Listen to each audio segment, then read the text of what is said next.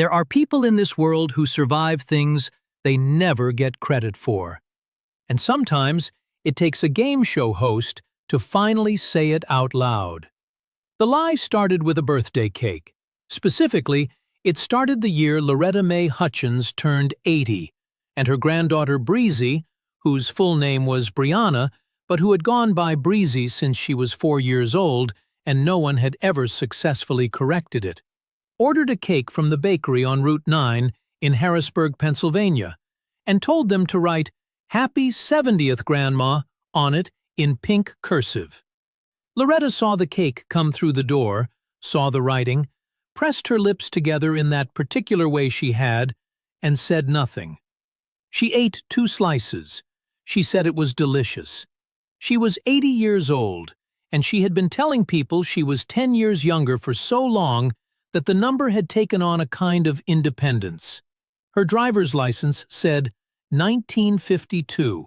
Her actual birth certificate, which lived in a shoebox on the top shelf of her bedroom closet, in a rubber band with her late husband Earl's military discharge papers, said 1942.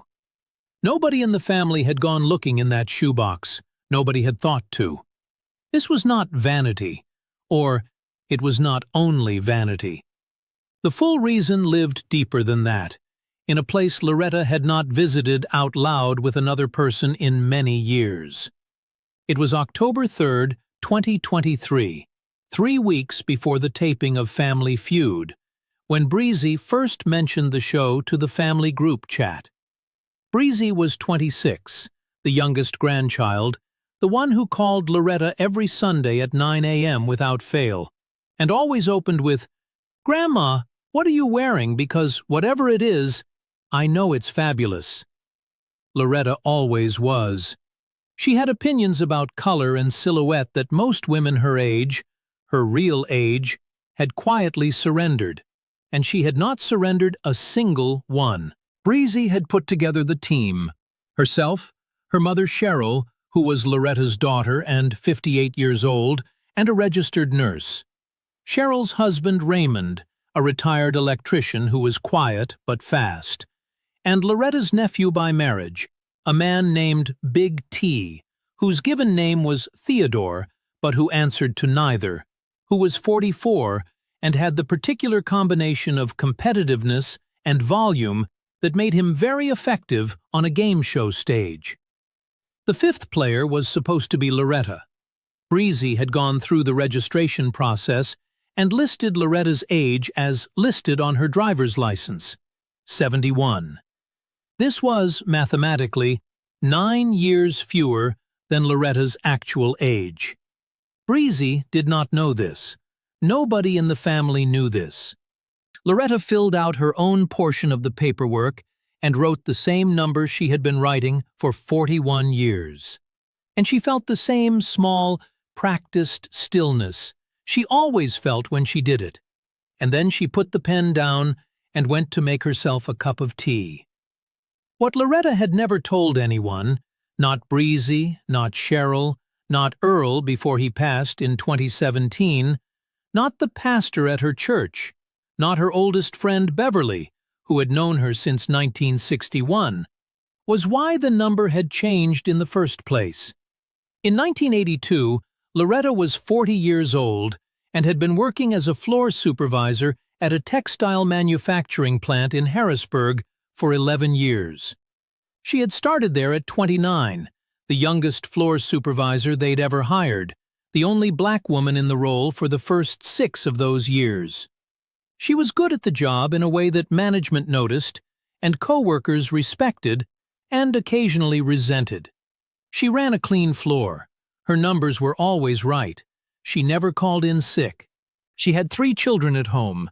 Cheryl was 14, her son Marcus was 11, her youngest, Diane, was 8, and a husband who worked rotating shifts at the rail yard and was home every other weekend. And she was managing all of it with the precision of someone who understood that a single slipped gear would take the whole machine down. In the spring of 1982, the plant announced layoffs. The criteria, as explained in the meeting, were productivity-based. Loretta's numbers were among the highest on the floor. She was not laid off.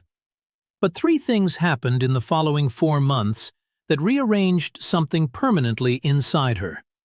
First, she learned, through a coworker who had seen the paperwork, that 2 supervisors younger than her had received retention bonuses she had not been offered. Second, she applied for a shift manager position that opened in July and was told by the plant director, a man named Gerald Fossey, who wore short-sleeved dress shirts and always looked slightly sunburned, that they were looking for someone with more runway. She was 40 years old. Third, she watched a woman named Patrice, who was 31 and had been on the floor for 4 years, receive the shift manager position instead. More runway. She went home that night and sat at the kitchen table after the children were asleep and did not cry, because she had made a decision somewhere in her 20s that crying at a kitchen table at night was not a thing she was going to do. Instead, she sat with a cup of coffee that went cold and thought about the word runway, about what it meant, about how much of her life she had lived on that floor, and how a number on a form had apparently decided what she was worth to a man who didn't know a single thing about her. She did not make a dramatic decision. It came quietly, the way practical decisions do. The next time an application required her age, she wrote 32 instead of 40.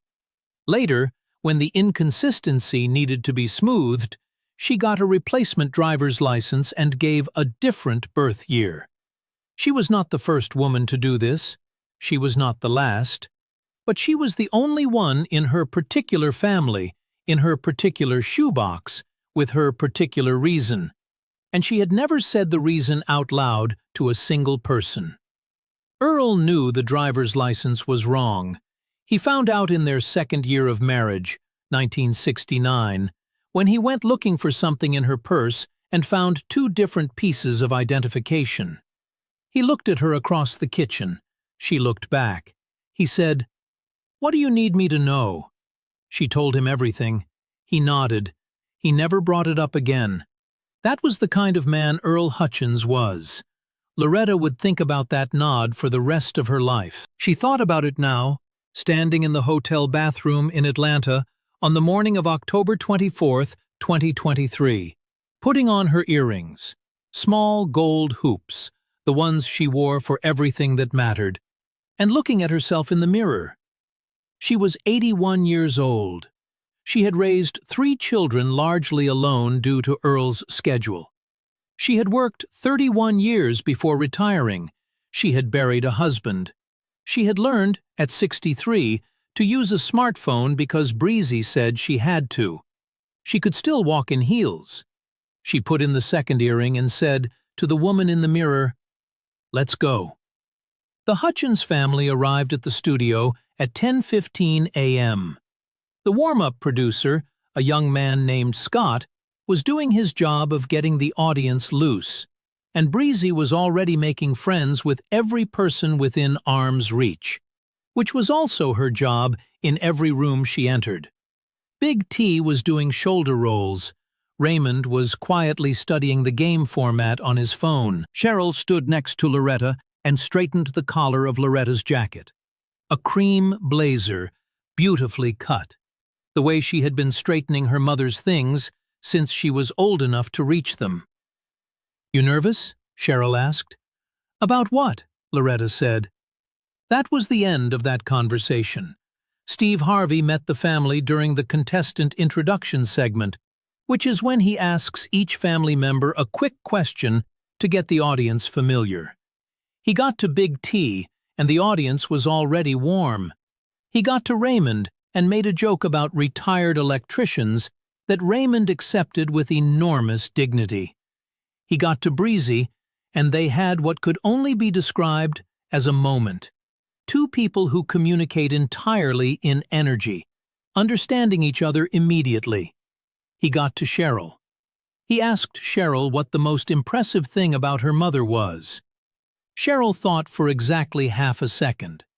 She has never Not once in my entire life let me see her scared." The audience went quiet, in the particular way audiences go quiet when something true has been said. Steve looked at Cheryl. Then he looked at Loretta. Then he looked back at his card. He had the family's registration information in front of him. He was about to move on. And then something, the instinct of a man who has talked to thousands of people and learned to hear the weight under the words, made him pause. He looked at Loretta's age on the card. He looked at Loretta. He tilted his head exactly 1 degree. "Ma'am," he said slowly, "how old are you?" Loretta looked at him. There was a pause, a very particular pause, the kind that only happens when a person is deciding whether to keep carrying something or set it down. The studio fell completely silent. Breezy, 2 steps away, was already watching her grandmother's face with the expression of someone who has noticed a door she didn't know existed. Loretta Mae Hutchins smoothed the front of her cream blazer with both hands. Then she said, "I am 81 years old." The studio fell completely silent, and then a sound started. Not applause, not yet. Something that came before applause, a collective inhale, the audience understanding that they were watching a woman say a true thing for what might be the first time in a very long time. Breezy put both hands over her mouth. Cheryl made a sound that was not a word. Big T said quietly, "Grandma." Steve Harvey took 1 step back, just one, the step a person takes when something lands. Then he asked her to tell him. And Loretta told him. The plant, Gerald Fossey and his short-sleeved shirts, the word runway, the kitchen table and the cold coffee and the quiet decision that had no drama in it because drama was a luxury she hadn't been able to afford. 41 years of writing a different number, Earl finding out and saying, "What do you need me to know?" and then never mentioning it again. She told him in the same level, precise voice she had used to run a floor for 31 years. Not performing, not confessing, just reporting the facts of a life. When she finished, the studio fell completely silent. A camera operator on the far side of the stage had stopped moving. A woman in the 3rd row of the audience had her hand pressed flat against her sternum. The sound engineer, a man named Phil, who had worked the show for 9 years, said afterward that he had to clear his throat twice before he could speak into his headset. Steve Harvey turned away from Loretta for a moment, turned toward the audience. He was not collecting himself. Steve Harvey does not collect himself. But he was making a decision about what came next, and he was making it carefully. He turned back. He said 5 words, and he said them the way you say something when you want every syllable to land individually. They measured the wrong thing entirely. He let that sit. Then, they looked at a number, and they thought they knew what they were looking at. And they were wrong. And you spent 41 years carrying the proof that they were wrong. And tonight, I'm going to need you to put that down. Right here. Right now. But Steve wasn't done. He looked at Breezy, who was crying openly, her hands still over her mouth. He said, "Your grandmother walked into a room in 1982, and a man told her she didn't have enough runway. She's 81 years old, and she is standing in a television studio, and I need you to understand, she never stopped having runway. They just couldn't see it." The audience came apart, but Steve wasn't done. He walked to center stage and looked into camera 1 and said, "I want to talk to everyone watching at home.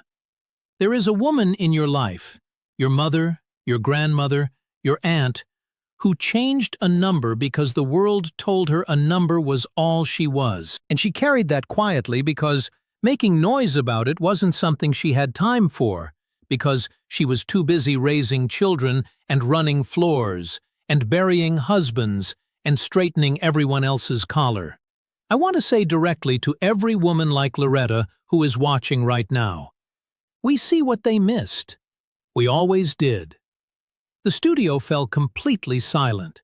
Then Miriam Castillo, the grandmother of the competing family, the Castillo family from Phoenix, Arizona, who had been watching from their podium with expressions that had stopped pretending to be neutral, walked to the center of the stage. She was 77 years old, and she had a cane she wasn't using because she was moving too purposefully to bother with it.